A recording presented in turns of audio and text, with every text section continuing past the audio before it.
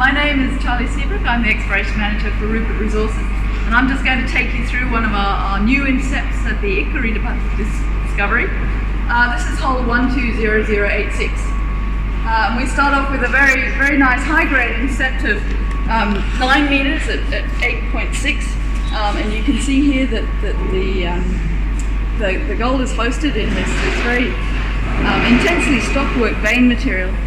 But you can see we have some exceptionally high grades here at 42 grams per ton over 1 meter, surrounded by other high grades, and that's what contributes to this very high grade initial intercept. Downhole though, we then move into a sequence of band ultramafics, where you can see that there's very little veining, and there's no sulfides, and there's no alteration over these rocks are completely barren. However, the grade picks up again when we move into another zone of intense veining, and this section here was 158 meters at 4.3 grams per ton.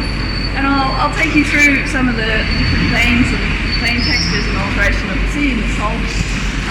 But you can see that it's essentially related to this intense stockwork veining. But we move into a more sedimentary unit here, and you can see that the grade kicks up at the boundary to the sedimentary unit. And here you can see that there's quite good grade associated with disseminated pyrite throughout this zone. And there's plasts of quartzite and feldspar in some places in this sedimentary environment. So the ore zone continues around here. We're still in a sedimentary dominated sequence. You can see there's a lot of albite overprint. That's the red-brown material is associated with the gold zone in some places. Is this albite alteration. But we continue through here, and the grade drops off a bit in some of the sedimentary units, but particularly at the margins where you're getting a change in lithology, the grade picks up again as we go into this sort of more mafic dominated sequence.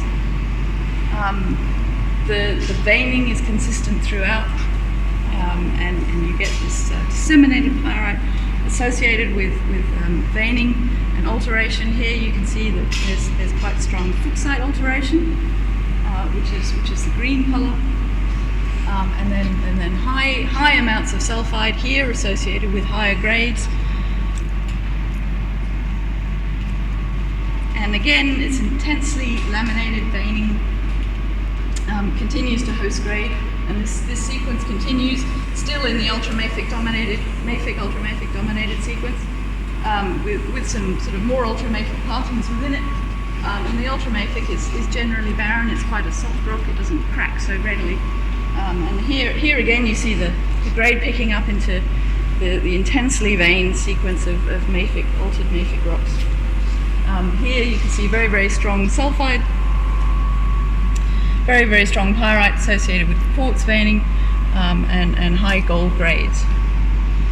Now, as I mentioned, it was a long sequence, 158 meters of mineralization. And over here it continues again in a very similar style.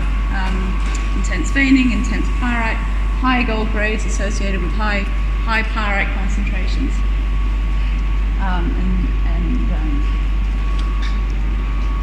Well, it continues.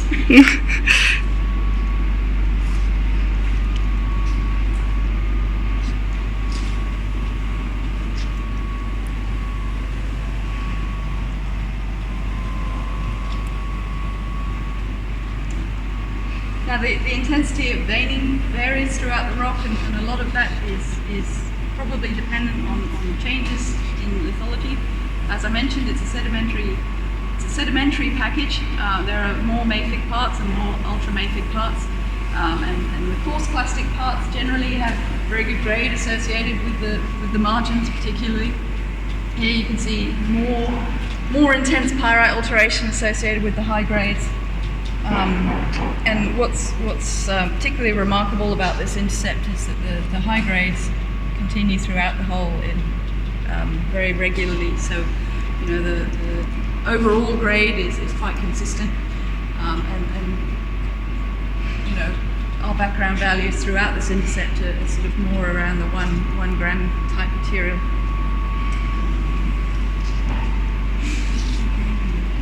Laminated veining in mafic ultramafics is still mineralized, but you can see towards the end the grade is starting to drop off as we move out of the zone of intense alteration.